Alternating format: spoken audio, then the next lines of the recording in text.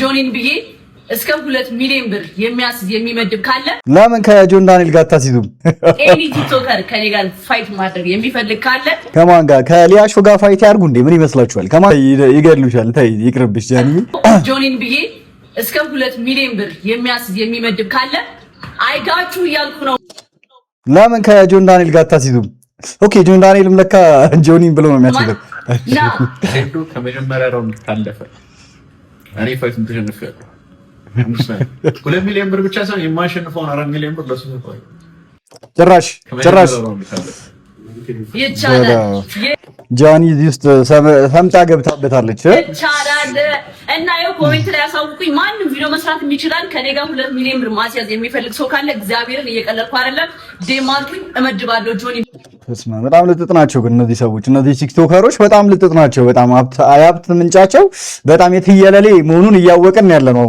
አዶናይ ወደ 7 አይፎን 70 ፕሮ ማክስ ዝም ብሎ በነፃ እየሸለመ ይገኛል። ጃኒ እዚህ ጋር 2 ሚሊዮን ብር ካልመደባችሁ እያለች እያስጨነቀች ትገኛለች። ከባድ ነው። ኤኒ ቲክቶከር ከኔ ጋር ፋይት ማድረግ የሚፈልግ ካለ እሱ ዴም ማድረግ ይችላል። ጋይስ ኢቲኤፍሲ 3 ጃኒ እኔ ራሴ ፐርሰናሊ ትሬን አድርጊያት። ኢቲኤፍሲ 3 ኤኒ ቲክቶከር ፋይት ለማድረግ ዝግጁ ናት። if you want to say it doesn't matter 3 እስከ 4 ወር ከማን ጋር? ከሊያሾ ጋር ፋይት ያርጉ እንዴ? ምን ይመስላችኋል? ከማን ጋር በፋይት ብታረግ ጃኒ ታሸንፋለች? ትሬኒንግ ምን እንደሚያደርግላችሁ ምን ጥቅም እንደሚሰጣችሁ ታያላችሁ። አሁን በዚህ ኢቲኤፍሲ 2 ሴንዶ ይታጠፋል፣ ይሰበራል፣ እናቱ እድሜ ልኩን ታስታምማለች። ኢቲኤፍሲ 3 ደግሞ ጃኒ will fight any ቲክቶከር ኢትዮጵያ ውስጥ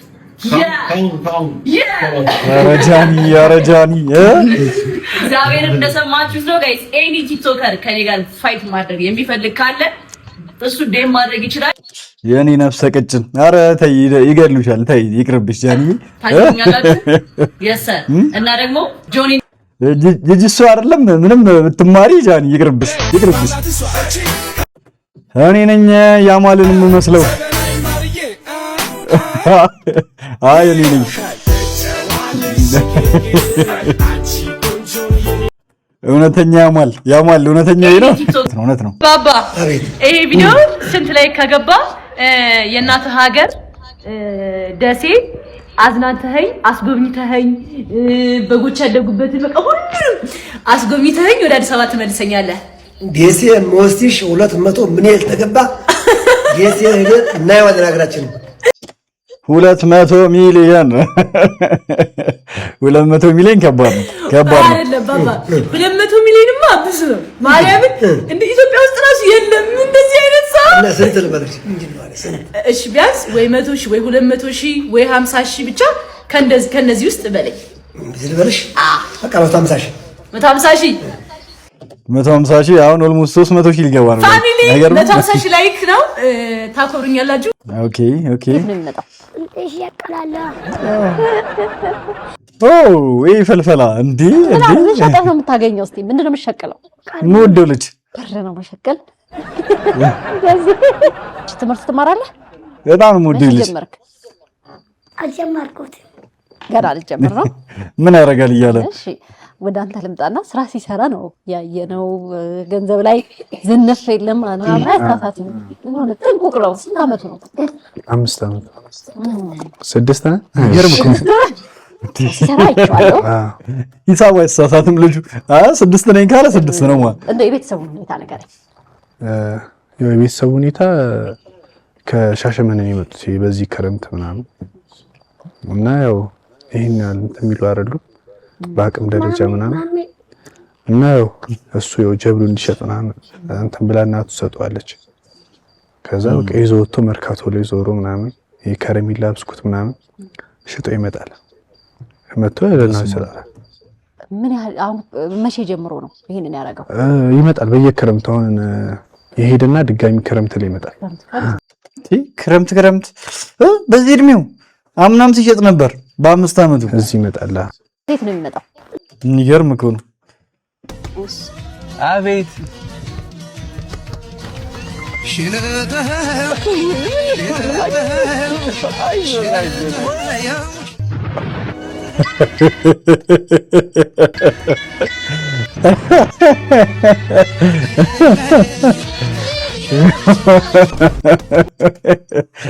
ብር እንዳገኘች ነው በቃ ልክ አዶናይን ስታየው ኧረ በስመ አብ ይሄ ጥሩ አይደለም። ምን ያውን በእርዳታ ኮንተንት መታወቅ የማልፈልግበት ሪዝን ለዚህ ነው። በነገራችን ላይ እርዳታ የሚሰሩ ሰዎች መንገድ ላይ መፈናፈኛ ነው የሚያጡት። የእርዳታ ኮንተንት ብዙ ጊዜ ሰዎችን እየረዱ ኮንተንት የሚሰሩ ሰዎች መንገድ ላይ ማለፊያ መፈናፈኛ ነው የሚያጡት።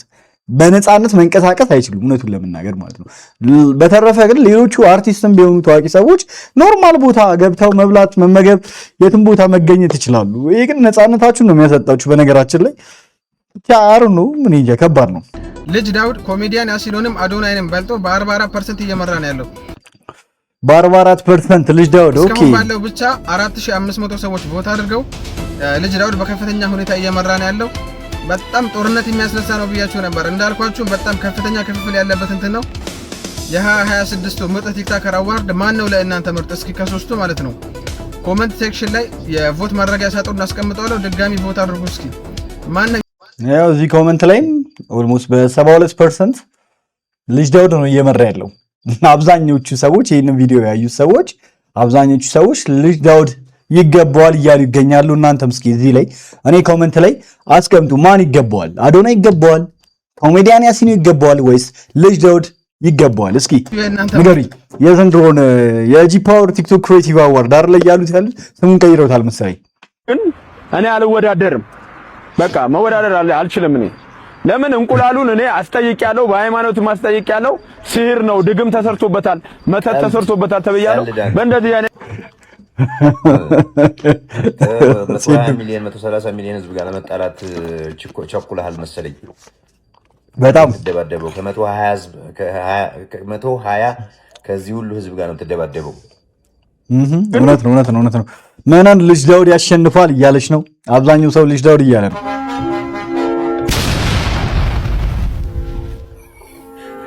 ይሄማ ራሱ ነው። ሌላ ላሚን ያማል ደግሞ መጥቷል። ሌላ ይሄ ራሱ ላሚን ያማል ራሱ እንደ ብሬሱ አይቀር ምን አይቀር ብሬሱ ምኑ ቆይ እስኪ እንዴ መጣለ ያማል እንግዲህ ይህ ይመስላል የታባቱ አዶናይ ተቻኩሎ በፌክ ምርት ተሸወደ ይላል። ቸኩሎ አዶናይ በፌክ ምርት ነው የተሸወደው። አይፎን 7 የተገጨ ያርግለት ግን እግዚአብሔር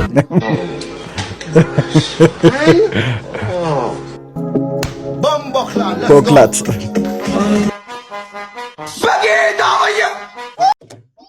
ራሱ ላሚን ያማል እግዚአብሔርን ራሱ እኮ ነው የሚመስለው።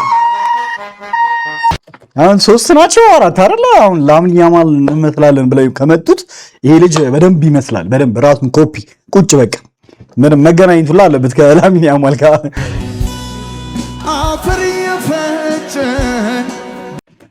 ዳዊት ጽጌና እንትና ኮላብ ያደረጉትን ይሄንን ሰማችሁ አይደለ? በጣም ነው ደስ የሚለው ኃይሉ የሷና የኔ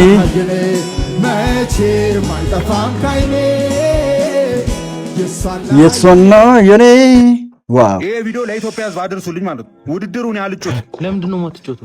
አልጮትም። አሁን ቀኑ ምን ሐሙስ ቀን አይደል? እና በነጋታው ጁማ ነው። አይመችም። አልጮት። እሺ ቅዳሜ ሴራ ነው። ቅዳሜ ሴራ ነው። የባለፈው የንቃተ ህሊና መች ቀን ነው የተደረገው? እሑድ ቀን። እሑድ ሐሙስና ቅዳሜ ይሄ መተቱ የሚሰራበት ነው። በቃ የእንቁላሉ መተት አለው። ከሃይማኖት ጋርም ጠይቄ አይሆንም። እንቁላልና መተት ምን አገናኘው? አንተ ምን ይሄ እንቁላልና ሃይማኖት ይችላል እንዴ? እንዴት አመጣጡ ታውቃለህ? እንቁላል መጠየቅ አለብህ። ዶሮዋ በዝሙት ነው የወለደችው ወይስ ዲካ አድርጋ ነው የሚለው ነገር መጠየቅ አለበት። ዝም ኧረ በስመ አብ መተት አለው። እኔ አልጮትም። የፈለገ ነገር ቢመጣ አልጮትም። እኔ ኧረ እሺ ምንድነው ሐሳብህ? አልጮትም። ወይ ቀኑ አራዝሙትና የተወሰነ ማስታወቂያ ልስራ ከመደብደብ በፊት እያለ ነው ሲዱ። ጥያቄ ያለን እዚህ ጋር በርጣሚውስ። ሌላኛው ግን እጩ ውስጥ መግባት ያለበት በርጣሚውስ ነው። በርጣሚውስ የመጀመሪያውን የቲክቶክ ክሬቲቭ አዋርድ ሽልማት ያሸነፈው በርጣሚውስ ነው፣ በወንዶቹ ዘርፍ ማለት ነው። ታስታውሳላችሁ አይደለ? በወንዶቹ ነው ብቻ በአጠቃላይ ያሸነፈው በርጣሚውስ ነበረ ካስታወሳችሁ የመጀመሪያውን። እና አሁንም ራሱ መፎካከር ይችላል። በርጣሚውስ ከልጅ ዳውድ እኩል መፎካከር ይችላል አይደለ? ያው እንግዲህ በመጀመሪያ የፋይት በጣም መዘጋጀቱ የሆነ ብዙ ወጣቶችን ጠቅሟል። እንዲሁም ደግሞ አዳራሽ ላይ ቀጥታ ፋይቱን ማየት እንደሚችሉ ነግራችሁናል እና ፋይቱን የሆነ ጥልቁ ድረስ ገብተው ማየት ይችላሉ። በገዛ ቆንጨሬ በጎራዴ ነው ያረደው። በገዛ ቆንጨሬ የራሱ ያብዬልን ከኋላው ነው የተጠቀመው። ምንድነው ገዘ ፋስተማን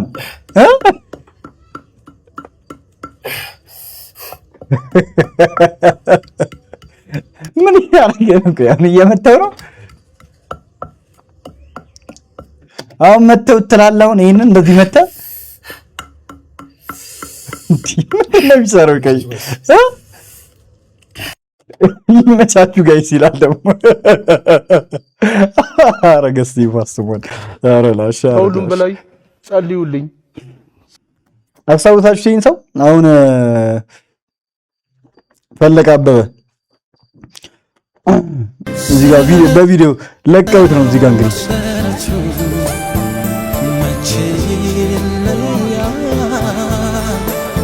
ናያሽ ብቻ እንደዚህ ድክርት ብሎ ሳይሆን ይደበረኝ። በቃ ቀርጾ አጋጣሚ ያሳዝናል በጣም እግዚአብሔርን። ኢትዮጵያ ውስጥ ብቻ ነው ግን አርቲስቶች እንደዚህ ምንድነው? እኔ አልገባኝም። ለምንድነው ወንድ አርቲስቶቻችን ጉስቁል ለሚሉትኝ እንዴት እንደሆነ እኔ አላውቅም። ብቻ ገንዘብ ምናምን በቃ የለውም ማለት ነው። ቲያትር መስራት ምን ማለት ፊልም መስራት ያሳዝን እግዚአብሔር። ገን መተናል ርብርብና ማስተናገድ ለማር በድበድ ጌትዬ ቸኮልክ። ፍራሹ ይነጠፍ እንጂ የት ሄድብሃል? አንተው ነው ፍራሹ ይነጠፍልሻል። ተራዙም ተነስቷል ፍራሹ ላይ ይሆናል። ቤተ ዘመዱ በተሰበሰበበት ጥሩ ስራ እንዲደስ ይላል። የምራችሁን ነው? ቆይ ሁሉ ቤተ ዘመድ ተሰብስቦ ልፈጥሙ ነው? እንዴት ነው ነገሩ? ከዛም ይከደናለች አለኞሽ አጣደፋት። ማን ነው ቸኮለች? ይከደናለች። ኦኬ መተቃቀፉ ይልሻል፣ ደርቶልሻል። አልተመቻቸውም መብራቱ ቢጠፋ እየተጨበጨ ምን አይነት ካልቸር ነው? የት ሀገር ካልቸር ነው? እንዲቻላል በጌሾ ቀጣ እኔ በቃ በጌሾ ቀጣ ያስብላል። ስልኬን ተሰረቅኩ። እስኪ ንገሪኝ። እንዳንሰረቅ የአሰራረቅ ሲስተማቸውን ማወቅ አለብን። እስኪ አዳምጡ በትኩረት። ስፔሻሊ ደግሞ እንደኔ ታክሲ የምትጠቀሙ ሰዎች በጣም ተጠንቀቁ። ለህይወታችሁ አስጊ ስለሆነ እቃ ሊጠፋ ይችላል፣ ሊሰበር ይችላል፣ ምንም ይሆናል። ህይወት ግን አይመለስም። ምን እንደተፈጠረ ልንገራችሁ። እኔ ከጃክሮስ ትንሽ ዝቅ ብዬ ወደ ጎሮ እየሄድኩኝ ነውና ከጃክሮስ ጋር ታክሲ ያስኩኝ። ወደ ጎሮ ነው የሚሄደው። ጎሮ ብሎ ነው የጫነው። ገባውኝ። ስገባ ዳቦ ያዘ ሰው አለ፣ ትልቅ ሰውዬ አለ፣ የሆነች ሴትዮ አለች፣ የሆነች ቆንጆዬ ልጅ አለች፣ የሆነ ዱርዬ ልጅ አለ። ብቻ በጣም ብዙ ሰው አለ። ታክሲው ሞልቷል። አንድ ትርፍ ቦታ ያለው የት ነው? ከጋቢናው እቺ መቀመጫ አለች ጀርባ ወደ ታክሲ ሰዎች የምትቀመጡበት እሱ ጋር ነው የተቀመጥኩትኝና ዝቅ በይ ትራፊክ አለኝ። እንደገባው 5 ደቂቃ አልሞላውም እመቤቴን ሰረቁኝ። በ5 ደቂቃ ውስጥ ምን ያክል ቢያጠኑ እንደሆነ አላውቅም። ዝቅ በይ አለኝ። ይሄ እንደውም ያለፈበት ሙድ መሰለኝ። ዝቅ በይ ትራፊክ ምናምን በጣም ቦርሳዬ ላይ ነው ዝቅ ያልኩት። ቦርሳዬን እንዴት እንደከፈትኩት አላውቅም። ዝቅ አልኩኝ። ከዛ እንዲ ትራፊክ ስለሚያይሽ ወደዚህ ዝቅ በይ አለኝ። 3 ሰዎች ከፊት ለፊት ተቀምጠዋል።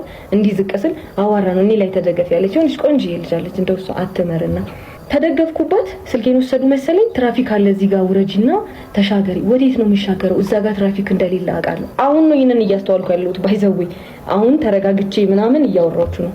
ወረድኩኝ። ወርጄ ልክ ታክሲው ሲሄድ ስልኬን እንደሰረቁኝ ገባኝ። ካላደነዘዙኝ በስተቀር የሆነ ነገር ካላስነኩኝ በስተቀር እንዴትም ሆኖ በምንም ሂሳብ ልዘነጋው አልችልም። ታክሲ የምትጠቀሙ ሰዎች ራሳችሁን ጠብቁ። ስፔሻሊ ብቻችሁን የምትሄዱ ከሆነ ትራፊክ ስሏችሁ እንዳሰሙ፣ ታክሲ ከሞላ አጣርፏችሁ ነው ግቡ የሚሉ ከሆነ እንዳገቡ። በቃ ራሳችሁን የምትሄዱበት ቦታ ይርፈድ፣ ችግር የለውም ይርፈድ፣ በቃ ችግር የለውም ትደርሳላችሁ። እመቤቴ ስልኩ አይፎን ነው። ብዙ ፋይሎች አሉበት፣ ያልተፖሰተ ኤዲት ያልተደረገ በጣም ብዙ ነገር ነበረው። ብቻ እግዚአብሔር ይመስገን እንኳንም በዚህ ያለፈ። በፕሮሞሽንም ሊሆን ይችላል፣ በቻሌንጅም ሊሆን ይችላል። ስልክ ቤቶች አብራችሁን መስራት የምትችሉ ሰዎች ካላችሁ ዴም አድርጉልኝ። ስልክ ቤት ያሳዝናል። አግዟት እስኪ። ወተት አትጠጡ፣ ለዚያም ደግሞ የላም ወተት። ምክንያቱም አንድ ጥጃ ተወልዳ በትንሽ ወራቶች ውስጥ ወተት ኪሎ ግራምና ከዛ ላይ ነው የምትሆነው። እንደዛ እንድትሆን የሚያስችላት ደግሞ የእናቷ ወተት ነው እና እሱ ለኛ መውሰድ መጠቀም ያለብን ነገር አይደለም። የተለያዩ በሽታዎች ተጋላጭ ያደርጉናል ብዬ በሰራሁት ቪዲዮ ላይ ስጋስ የምትሉ ሰዎች አላችሁ። ከዚህ በፊት ስለ ስጋ ብዙ አውርቻለሁ። ብዙ ውጣ ውረዶች ውስጥ ከቶኛል እና ስጋም አትብሉ እያልሽን ነው አብሳላት ፈጥሯል። ስጋ ቤዚክሊ ሬሳ ነው። እኛ ሬሳ ብለን ሬሳ ስለማንፈልግ ነው እንጂ ሰው ልጅ ሲሞት ያው ሬሳ ነው የምንለው፣ የሞተ ነገር። እንዲያም የሞተ የእንስሳ ሬሳ ነው። እሱን ነው እኛ እያጣጣምን በሽንኩርት በምናምን አድርገን የምንበላው። ሬሳ ነው የምንበላው አላለችም። አራብ ሳላተይ እንዲህ ምንድነው እንደዚህ ወግ የምታጠብቂው? እና ስጋ የሚባል በልቼ አላውቅም እያልሽን ነው። ከጥሬ ስጋው እንግዲህ ቬጋን ነኝ ማለት ነው። እኔ የሰው ልጅ እንደዚህ አይነት የሞተ ሬሳን በልቶ ጤናማ ይሆናል የሚል ሐሳብ የለኝም። እኔ ከሳይንስም ከምንም የራቀ ነው። እኔ እርግጠኛ ነኝ ይሄ ነገር ምንድነው? ከየት ነው ያመጣችሁ? እቺ ልጅ አምናት ነበረ በአንዳንድ ሕክምና ስትሰጥ ምናምን ድሮ ላይ ምናምን እና እነዛ የምታወራቸው ነገሮች ጠቅላላ ውሸት ናቸው ማለት ነው። ሞትን ተጋላጭ የሚያደርጉን ኮዞችን በጠቅላላ በጣም ሊስት የሆነ በጣም በትንሽ ያለው እጽዋት ተዋጽኦች ነው። ሶ ፕላንት ቤዝድ ዳየት ኢዝ ኦል ኮዝ ሞርታሊቲን ይቀንሳል ከስጋ ጋር ሲነጻጸር። ሶ ያ ስታስቡት ራሱ it doesn't make sense። ሌላውን ሟች ነገር እየበላችሁ ስጋ እየበላችሁ ያህ ንፍጡ ያህ አሲድነቱ ያህ ቆሻሻውን ከዛ ጤናማ ህይወት ይኖረኛል ሜቢ ለ10 ዓመት እቺ ልጅ እንዴ አረበ መድኃኒዓለም እንዲዘጋን ስጋ እንዲዘጋን ነው ፍላጎቷ ማለት ነው። ይትካጭሳብ የተለያዩ በሽታዎችን ኧረ በስመ አብ ምን ይላል እንደውም እዚህ ጋር ለምን በሬውን ከነነፍሱ አንበለውም ሬሳ ከምን በላ ይላል። ያስብላል ያብሳላት አባባል ያስብላል እንደዛ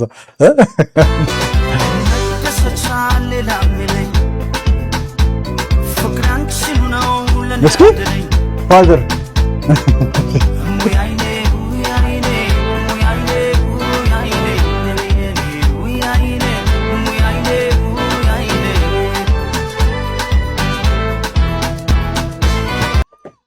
የድሮ አራዳ ይላል። በቃ ይፍታቱታል። ቲክቶክ ላይ ይመቻችሁ።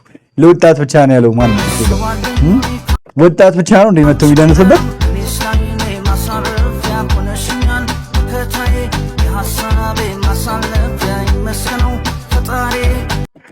2018 ግን ተውሂድ ከዚህ በላይ አልችልም እያሉ ነው። በ2018 እስኪ የተማረራችሁ አለው በግስት 2019 ከዚህኛው ዓመት ይብሳል እየተባለ ነው በብዙ ነገር።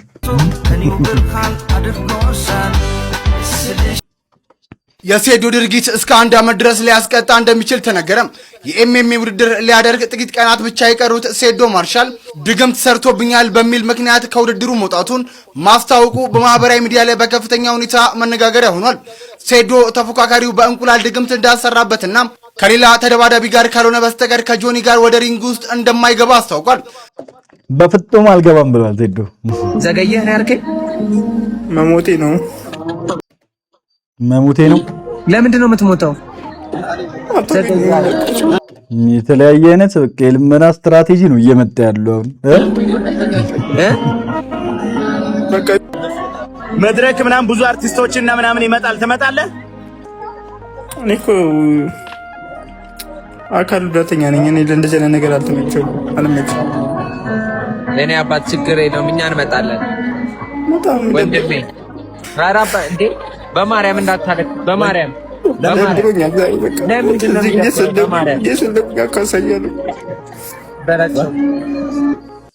እየሰደቡኝ አንካሳ እያሉኝ። ኧረ ተው የኢትዮጵያ ሕዝብ እንደዚህ ይላል። ኧረ ተው እውነት እኔ በአካል ጉዳተኛ ምናምን እኔ ኮመንት ላይም ሲቀልዱ ነው ይቻላል። እውነቱን ለመናገር የኔ አባት አታልቅስ ወንድሜ። እኛ እሺ አባቴ ምን ሆነ አንካሳ እያሉኝ እየሰደቡ አንዳንዴ የሆነ እርዳታ ስለፈለግን ብቻ ግን እንደዚህ ጥሩ አይደለም። አይዞሽ አይሰድቡም አባቴ። ማንም አትስደቡት። ማን ያሰደበን? ኮሜንት ላይ ኧረ ተው እነሱን አትስማቸው። የኔ አባቴ። እሺ በቃ አይዞ አባቴ። አይዞሽ አባቴ። ወይዬ መሞቴ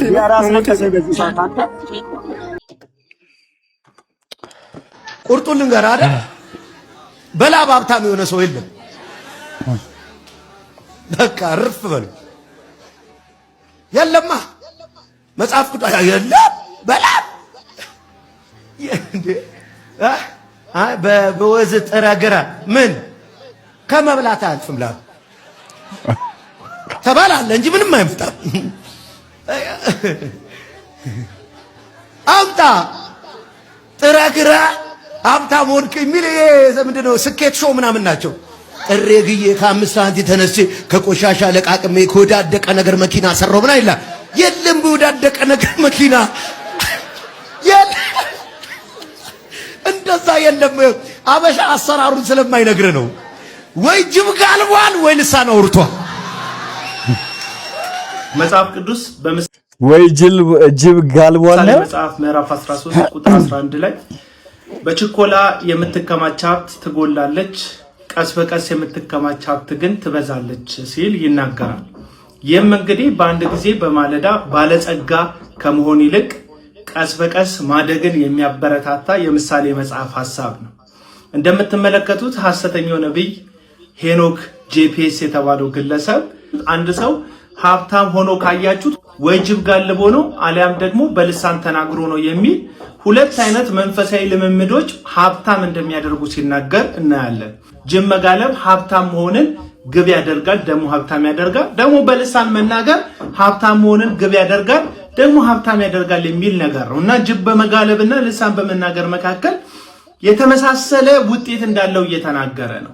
በየትኛውም ቦታ ላይ ግን ጌታችን መድኃኒታችን ኢየሱስ ክርስቶስ በምድር ላይ የሚከተሉት ተከታዮቹ በምድር ላይ በሚያልፉበት ጊዜ ስለ ስሙ ስለ ጽድቅ መከራን እንደሚቀበሉ አስተማረ እንጂ የትኛውም የወንጌል ክፍል ውስጥ ባለጸጋ ስለመሆን ተስፋ የሚሰጥ የወንጌል ክፍል የለም።